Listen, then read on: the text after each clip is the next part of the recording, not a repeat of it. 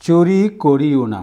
যাত্রা পুস্তক 20 অধ্যায় 15 পদ, দ্বিতীয় বিবরণ 5 অধ্যায় 19 পদে আমরা দেখতে পাই পুরাতন নিয়মে পবিত্র শাস্ত্র বাইবেলে চুরি করিও না। ঈশ্বরের 10 আজ্ঞার মধ্যে এই একটি আজ্ঞা আমরা আজকে এই চুরি করিও না বিষয়টি আলোচনা করব। আলোচনা পূর্বে ঈশ্বরের কাছে আমরা প্রার্থনা করি। সর্বপ্রথমে ঈশ্বরকে ধন্যবাদ জানিয়ে সকল প্রিয় দর্শকবৃন্দকে আমার আন্তরিক শুভেচ্ছা জানিয়ে আজকের মনে মনে বিচার করার অনুষ্ঠানটি শুরু করছি। এই অনুষ্ঠানটি কোনো নিজস্ব ধারণা দিয়ে নয়, সম্পূর্ণ বাইবেলীয় তথ্য অনুসারে হয়ে থাকে। এই অনুষ্ঠানের মূল সঞ্চালক আমি শ্রী রবিচরণ দেববর্মা। আসুন প্রিয় দর্শকবৃন্দ, মূল অনুষ্ঠানের যাওয়ার আগে ঈশ্বরের কাছে প্রার্থনা করি। প্রার্থনা। হে আমাদের স্বর্গস্থ পিতা, তোমার নাম পবিত্র বলিয়া মান্য হোক, তোমার রাজ্য আইসুক, তোমার ইচ্ছা সিদ্ধ হোক, যেমন স্বর্গে তেমনই পৃথিবীতে হোক।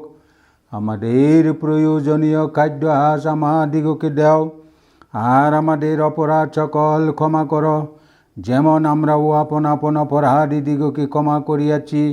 আর আমাদিগকে পরীক্ষাতে আনিও না, কিন্তু মন্দ হইতে রক্ষা করো। আমেন। আসুন আমরা মূল অনুষ্ঠানে ফিরে যাই। চুরি করিও না। আবার পড়ছি, চুরি করিও না। পুরাতন নিয়মে পবিত্র শাস্ত্র বাইবেলে যাত্রা পুস্তকে 20 অধ্যায় 15 পদে, দ্বিতীয় বিবরণে 5 অধ্যায় 19 পদেটা আমরা দেখতে পাই ঈশ্বরের 10 আজ্ঞার মধ্যে এই একটি আজ্ঞা। চুরি মানে চোর বা না জানিয়ে অন্যের জিনিস নেওয়া, বা অনুমতি ছাড়াই নিয়ে নেওয়া, লুকাইয়া নেওয়া বা গোপনে নেওয়া, এটাই কি চুরি করা বলে। তাই চুরি মানে গোপনে, গোপনে মানে প্রকাশ না করিয়া নেওয়া। তাই ঈশ্বর আমাদেরকে শিক্ষা দিচ্ছেন যে মানুষ বাইবেলে ঈশ্বরের বাক্য বা সুসমাচারকে সমুদয় জগতে সর্বজাতির কাছে প্রচার বা প্রকাশ করবেন। তাই আমাদের প্রত্যেকের উচিত বাইবেলের তথ্যটি সর্বপ্রথম প্রকাশ করা। সেটি হচ্ছে এই যে বাইবেল লেখক কে, বাইবেল কি, বাইবেল কবে লেখা হয়েছে, এইসব তথ্য সর্বপ্রথমে আমাদেরকে এইসব প্রচার করতে হবে, প্রকাশ করতে হবে। প্রথমেই এটাই আমাদের কর্তব্য। তাই বাইবেলের লেখক হচ্ছে স্বয়ং ঈশ্বর। তা আমরা বাইবেলে পুরাতন নিয়মে যাত্রা পুস্তক 31 অধ্যায় 18 পদে এবং 32 অধ্যায় 16 পদে তা আমরা দেখতে পাই। তা আমরা এখন পড়ি। যাত্রা পুস্তকে 31 অধ্যায় 18 পদে, পরে তিনি সিনয় পর্বতে মোশির সহিত কথা সাঙ্গ করিয়া সাক্ষীর 2 ফলক, ঈশ্বরের অঙ্গুলি দ্বারা লিখিত 2 প্রস্তর ফলক তাহাকে দিলেন। যাত্রা পুস্তক 32 অধ্যায় 16 পদে তা আমরা আবার আরও পড়ি। সেই প্রস্তর ফলক ঈশ্বরের নির্মিত এবং সেই লেখা ঈশ্বরের লেখা ফলকের মুদ্রিত। বাইবেল হচ্ছে ঈশ্বর। তাই আমরা আসুন পবিত্র শাস্ত্র বাইবেলে পড়ি। যোহন লিখিত সুসমাচার 1 অধ্যায় 1 পদে তা আমরা পড়ি। আদিতে বাক্য ছিলেন, এবং বাক্য ঈশ্বরের কাছে ছিলেন, এবং বাক্য ঈশ্বর ছিলেন।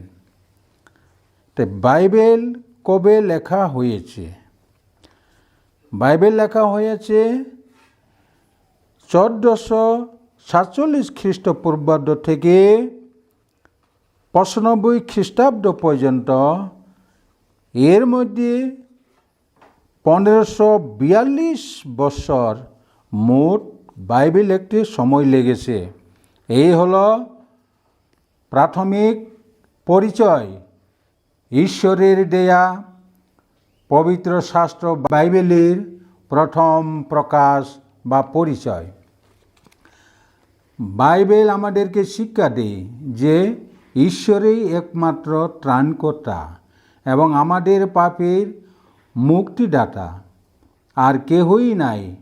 আসুন আমরা পড়ি প্রেরিত 4:12 তা আমরা পড়ি, আর অন্য কাহারও কাছে পরিত্রাণ নাই, কেননা আকাশের নিচে মনুষ্যদের মধ্যে দত্ত এমন আর কোনো নাম নেই যে নামে আমাদিগকে পরিত্রাণ পাইতে হইবে। তথাপি তাই আমাদের পাপকে মুক্ত করে দিতে একমাত্র প্রভু যিশুই পারেন, আর কারো হাতে ক্ষমতা নাই।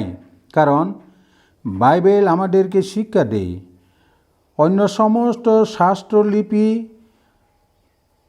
অজ্ঞান ও চঞ্চল লোকের মতো, মানে অভূত বা অজ্ঞতার মতো তা আমরা পড়ি। 2 পিটার 3:16 বাইবেলটা আমরা পড়ি, আর যেমন তাহার সকল পত্রে ও এই বিষয়ে প্রসঙ্গ করিয়া তিনি এই প্রকার কথা কহেন, তাহার মধ্যে কোনো কোনো কথা বোঝার কষ্টকর, অজ্ঞান ও চঞ্চল লোকেরা যেমন অন্য সমস্ত শাস্ত্র লিপি তেমনি সেই কথাগুলিও বিরূপ অর্থ করে আপনাদের বিনাশার্থী করে। তাহলে মানুষ কোথায় পাপ থেকে মুক্তি পাবে?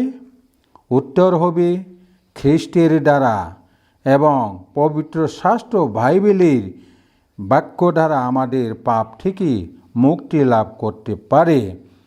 তা আমরা পবিত্র বাইবেলে দেখতে পাই। তাই আসুন বাইবেলের ঈশ্বর কি বলছেন তা এখন পড়ি। 2 তিমথিয় 3:16 ঈশ্বর নিঃশাসিত প্রত্যেক শাস্ত্রলিপি আবার শিক্ষার, অনুযোগের সংশোধনে, ধার্মিকতা সম্বন্ধীয় শাসনে নিমিত্ত উপকারী। ঈশ্বরের নিঃশাসিত প্রত্যেক শাস্ত্রলিপি বলতে এখানে সম্পূর্ণ পবিত্র বাইবেলের কথা বলা হয়েছে। শিক্ষা মানে রপ্ত করা, অনুযোগ মানে শাসন করা বা অভিযোগ, নালিশ এইসবকে বোঝায়। সংশোধন মানে ভুল ত্রুটি দ্বারা সম্পূর্ণ ঠিক করা, অর্থাৎ ভুল ত্রুটি দ্বারা ঠিক করা। ধার্মিকতাই ঈশ্বরের পবিত্র শাস্ত্র বাইবেলে কথা অনুসারে যে জীবনযাপন করবে সেই ধার্মিক। শাসন মানে পরিচালনা বা নিয়ন্ত্রণ করা। তাই ঈশ্বরের শাসনে থাকতে হলে ঈশ্বরের নিয়মকে বুঝতে হবে, আর ঈশ্বরের এই নিয়মই হচ্ছে বাইবেল। এই বাইবেলে 2টি নিয়ম আছে। প্রথমটি হচ্ছে পুরাতন নিয়ম আর দ্বিতীয়টি হচ্ছে নতুন নিয়ম। পুরাতন নিয়মে মোট 39টি পুস্তক আছে, 929টি অধ্যায় আছে এবং 24,213টি বচন আছে। পুরাতন নিয়মটি হিব্রু ভাষায় লেখা, আর নতুন নিয়মটিতে মোট 27টি পুস্তক আছে, 260টি অধ্যায়, 7,961টি বচন আছে। নতুন নিয়মটি গ্রিক ভাষায় লেখা, আর পুরাতন ও নতুন নিয়ম মিলে মোট 66টি পুস্তক, 1189টি অধ্যায়, 32,174টি বচন আছে। এই হলো বাইবেলে প্রাথমিক তথ্য। এই বাইবেলে লেখা শেষ হতে প্রায় 1600 বছর লেগেছে। তাই তো ঈশ্বর আমাদের শিক্ষা দেয় যে দৈন্য যে এই ভাববাণী বাক্য সকল পাঠ করে ও যাহারা শ্রবণ করে এবং ইহাদের লিখিত কথা সকল পালন করে, কেননা কাল সন্নিকট। তা আমরা প্রকাশিত বাক্য 1:3 পড়ে বাইবেলেতে আমরা দেখতে পাই। আসুন, এই ভাববাণী বাক্য সকল পাঠ করে মানে এই ভাববাণী মানে এই পবিত্র শাস্ত্র বাইবেলে বাক্য সকল পাঠ মানে পড়ে ও যাহারা শ্রবণ করে মানে বাইবেলের কথা শুনে বা মানে এবং পালন করে বা মান্য করা বা তত্ত্বাবধান করাকে বলে। তাই এখন প্রশ্ন হচ্ছে, যারা বর্তমানে খ্রিস্ট বিশ্বাসী বলে দাবি করে থাকেন তারা এই পবিত্র শাস্ত্র বাইবেলের সকল বাক্যটি পাঠ করার উচিত। তা না হলে ঈশ্বর সেই ব্যক্তিটি এই গ্রন্থে লিখিত আঘাত সকল যোগ করিবেন। তাই ঈশ্বর বলছেন, যে কেহ সমস্ত ব্যবস্থা পালন করে কেবল একটি বিষয়ী ওষুধ খায় সে সকলেরই দায়ী হইয়াছে। তা আমরা বাইবেলে নতুন নিয়মে যাকব পুস্তকে 2:10 দেখতে পাই। এখানে একটি বিষয়ী ওষুধ খাই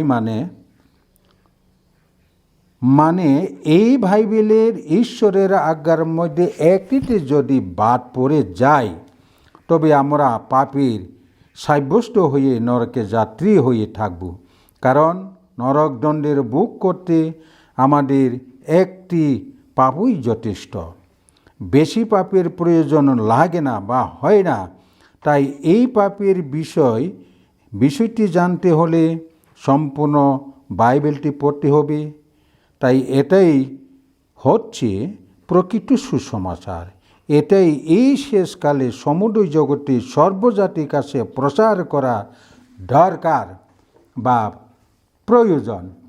আর যদি আমরা যখন সুসমাচার প্রচার করি তখন আমাদেরকে বাইবেলের প্রথম পরিচয়টি করিয়ে দিতে হইবে।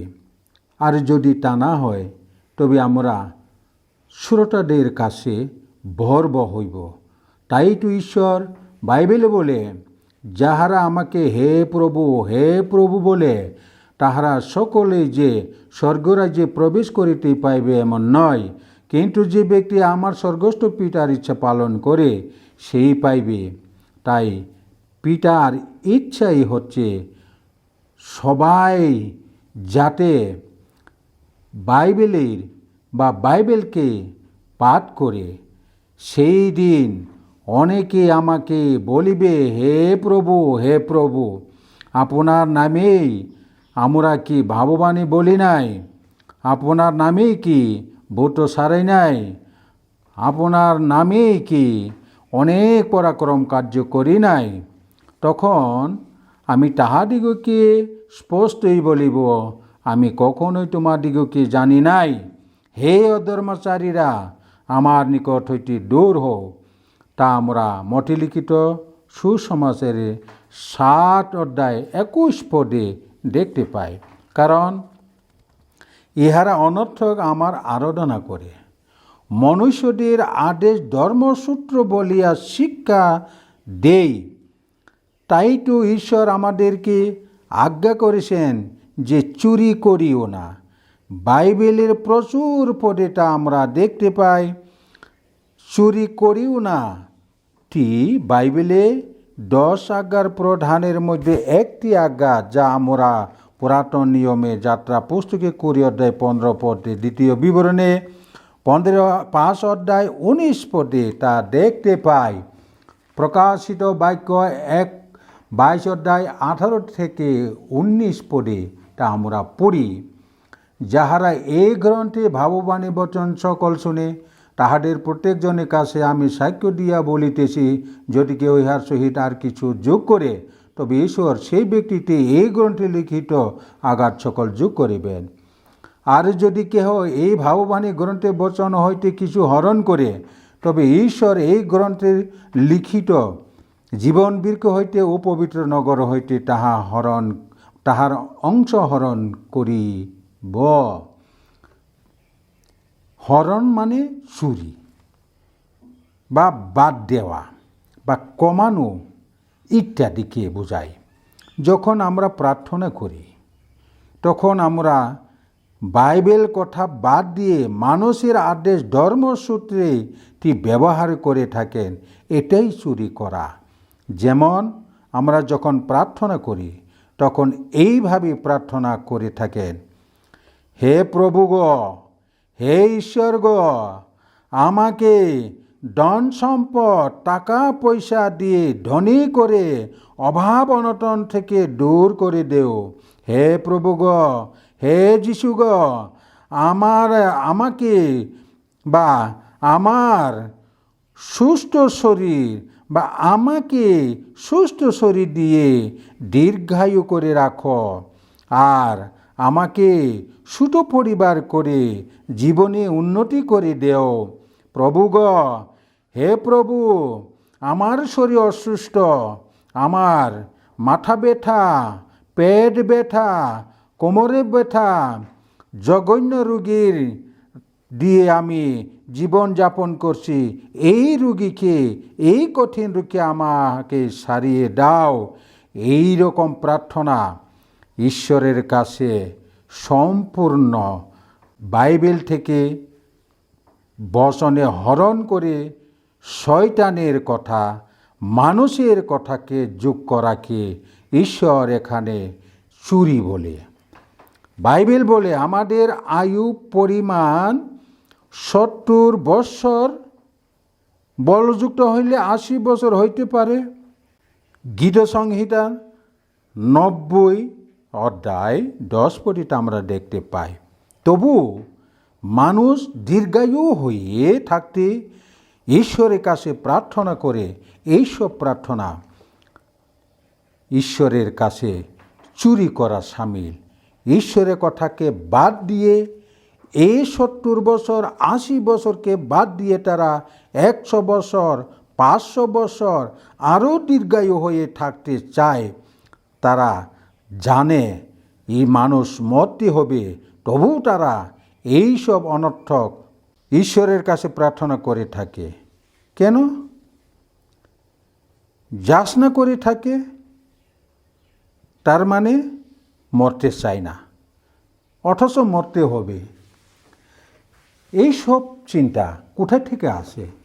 এইসব বাক্য কোথায় থেকে আসে? এটা তো বাইবেলের সম্মত না, সম্পূর্ণ শয়তানের পরিচালিত ও বাইবেলীয় বাক্যকে যোগ করে ব্যবহার করা, মানে করে থাকে। এটিকে আমরা চুরি বলি। এইভাবে গির্জাতে বা চার্চের মূর্তি বসানোর, যেমন প্রভু যিশুর মূর্তি, মেরির ও যোসেফের মূর্তি, আরও অন্য মূর্তিগুলি, কিন্তু বাইবেল বলে মূর্তির কাছে প্রণিপাত করিও না। অথচ চার্চে বা গির্জাতে তা আমরা দেখতে পাই। কারণ বর্তমান চার্চে বা গির্জাতে মেরির মূর্তি, যিশুর মূর্তি, যোসেফের মূর্তি, আরও কত কি মূর্তি তা আমরা দেখতে পাই। এটাই তো ঈশ্বরের কাছে পবিত্র শাস্ত্র বাইবেলের বাক্যকে বাদ দিয়ে এই মানুষের দেয়া ধর্মসূত্রের ব্যবস্থাকে তারা ব্যবহার করা, মানে ঈশ্বরের বাক্যকে চুরি করা বা গোপন করা, এটিকে চুরি করা বলে। অনেক খ্রিস্ট বিশ্বাসীদের মধ্যে যদি ওই সব কাজ করে থাকেন, তাহলে ঈশ্বরের কাছে চুরি করা হইয়া থাকে। যেমন কোনো পদ্ধতির মাধ্যমে ছোট পরিবার বা জন্ম নিয়ন্ত্রণ পদ্ধতি গ্রহণ করা বা ভ্রূণ হত্যা করা মানে পেটের মধ্যে শিশু মারা, গর্ভপাত করানো ইত্যাদি ইত্যাদি এইসব কাজ করা পদ্ধতি গ্রহণকে চুরি করা বলে অনেকেই নিজেকে বুদ্ধিমান বলে মনে করে থাকেন। আসলে তারা ঈশ্বরের কাছে মূর্খতা হইয়াছে। কারণ বাইবেল আমাদেরকে শিক্ষা দেয়, রোমীয় পুস্তকের 1:22 আমরা দেখতে পাই, তা আমরা পড়ি, আপনাদিগকে বিজ্ঞ বলিয়া তাহারা মূর্খ হইয়াছে। কারণ তারা এটাই বুঝতে পারে না যে ঈশ্বর বলে যে তাহাতে তোমার পিতা যিনি গোপনে দেখেন তিনি তোমাকে ফল দিবেন। মতিলিখিত সুসমাচার 6:6 আমরা দেখতে পাই। 8 পড়ি, অতএব তোমরা তাহাদের মতো হইও না, কেননা তোমাদের কি কি প্রয়োজন তা যাচনা করিবার পূর্বে তোমাদের পিতা জানেন।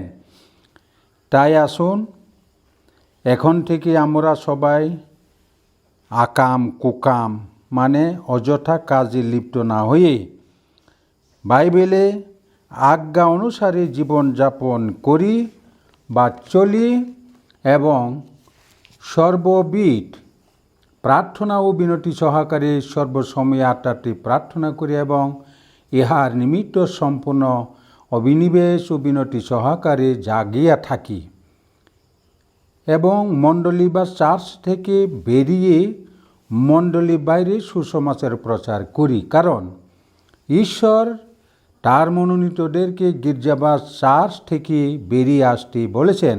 তা আমরা মতিলিখিত সুসমাচার 24:15 আমরা পড়ি। তা এখন আসুন আমরা পড়ি।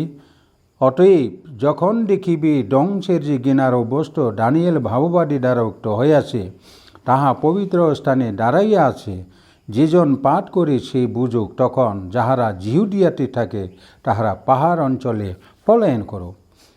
ঘৃণার বস্তু মানে শয়তানকে ঈশ্বর এখানে বলেছেন ঘৃণার বস্তু।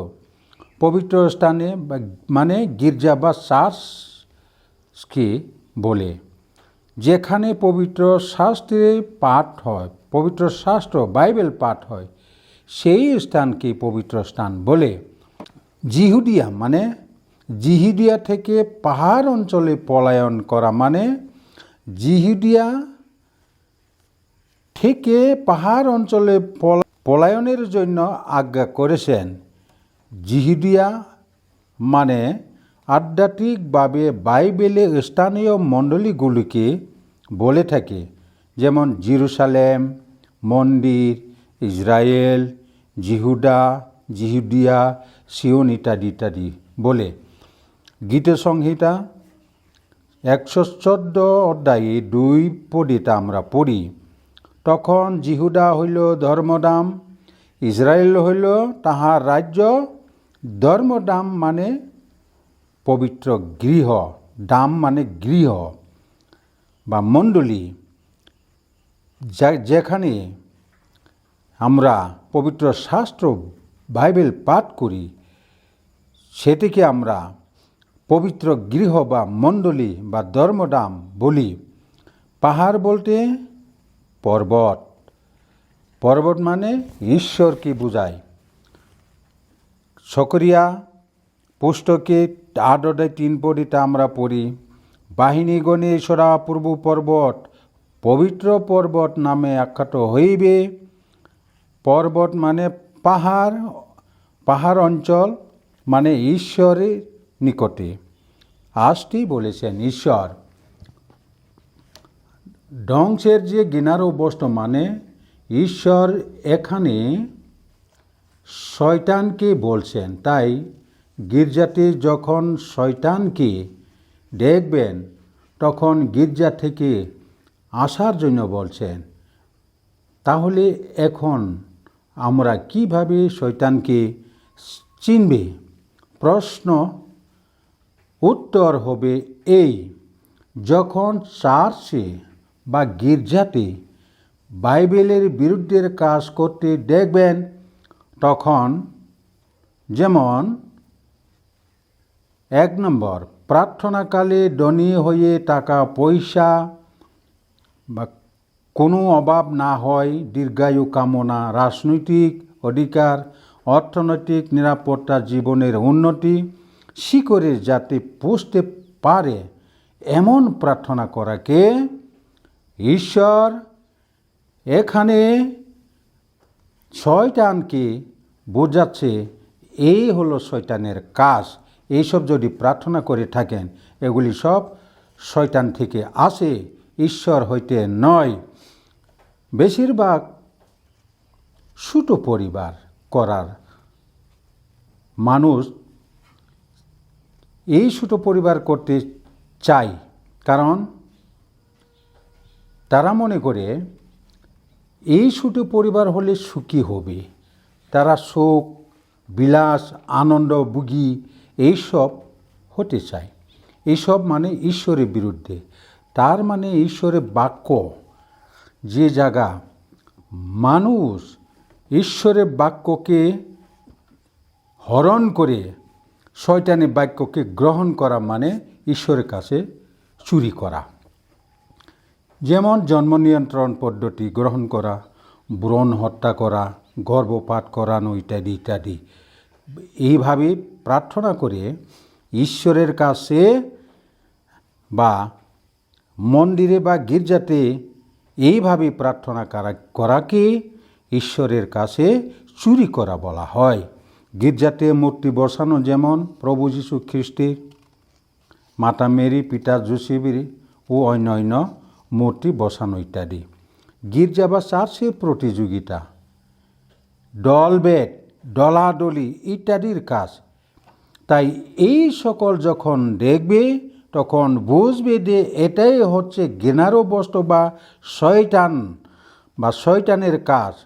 তখন গির্জা থেকে বেরিয়ে আসার জন্য ঈশ্বর আমাদেরকে বলেছেন, আপনি কি কখনো এই গির্জা বা মণ্ডলীতে এইসব কাজ দেখেছেন? দেখিলে দেরি না করে বেরিয়ে আসতে হবে আপনাকে। তা না হলে ঈশ্বরের কাছে পাপের সাব্যস্ত হয়ে নরকদণ্ডে ভোগ করতে হবে। এটাই আজকের এই চুরি করা ঈশ্বরের দেয়া 10 আজ্ঞার মধ্যে এই মনে মনে বিচার করা অনুষ্ঠানের মূল বিষয়বস্তুর চুরি করার অনুষ্ঠানটি এখানে শেষ করছি। আসুন আমরা ঈশ্বরের কাছে বিনতি সহকারে, ঈশ্বরের কাছে বাইবেলে অনুসারে সর্বসময়ে সর্ববিধ প্রার্থনা করি ঈশ্বরের কাছে জাগিয়া থাকি। তাই ঈশ্বরের কাছে আমরা বিনম্র হয়ে এইভাবে ঈশ্বরের আজ্ঞাকে পালন করে জীবনযাপন করি। আর যত পারি তত আমরা এই মন্দিরে বা গির্জা চার্চের বাইরে ঈশ্বরের সুসমাচার যাতে সর্বজাতির কাছে সমুদয় জগতে পৌঁছে দিতে পারে সে চেষ্টা করি। এই প্রত্যাশা রেখে আজকের এই অনুষ্ঠানটি এখানে শেষ করছি। শেষ করার আগে প্রার্থনা করি। আসুন আমরা সবাই মিলে প্রার্থনা করি। হে আমাদের স্বর্গস্থ পিতা, তোমার নাম পবিত্র বলিয়া মান্য হোক, তোমার রাজ্য আইসুক, তোমার ইচ্ছা সিদ্ধ হোক, যেমন স্বর্গে তেমনি পৃথিবীতে হোক। আমাদের প্রয়োজনীয় খাদ্য আজ আমাদিগকে দাও, আর আমাদের অপরাধ সকল ক্ষমা করো, যেমন আমরাও আপন আপন অপরাধীদিগকে ক্ষমা করিয়াছি। আর আমাদিগকে পরীক্ষাতে আনিও না, কিন্তু মন্দ হইতে রক্ষা করো। আমেন। সবাইকে নমস্কার।